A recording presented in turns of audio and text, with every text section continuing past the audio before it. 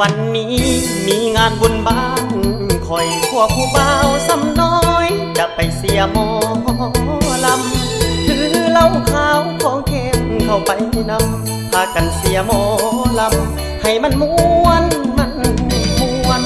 ส่วนเอาเพื่อนหมู่กองทั้งหลายนั่นสู่ผู้บ่าวบ้านใดมันคือมาหากวน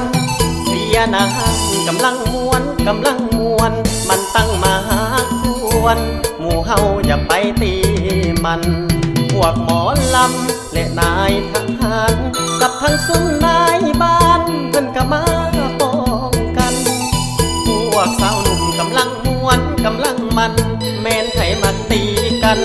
อยู่นานให้เศร้า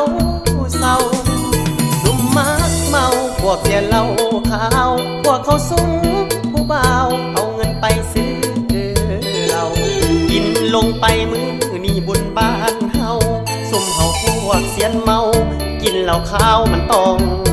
เสีย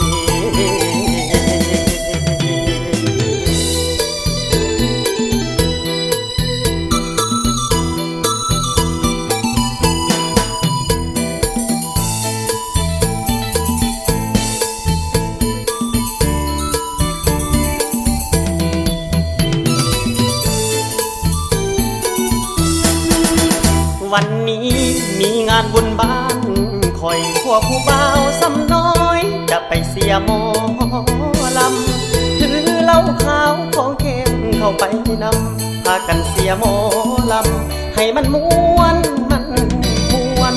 ส่วนเอาเพื่อนหมู่กองทั้งหลายนั่นสู่ผู้บ่าวบ้านใดมันคือมาหากวนเสียนางกำลังมวนมันตั้งมาหากวนหมู่เฮาอย่าไปตีมันพวกหมอลำและนายทหารกับทั้งซุ้มนายบ้านเพิ่นก็มาป้องกัน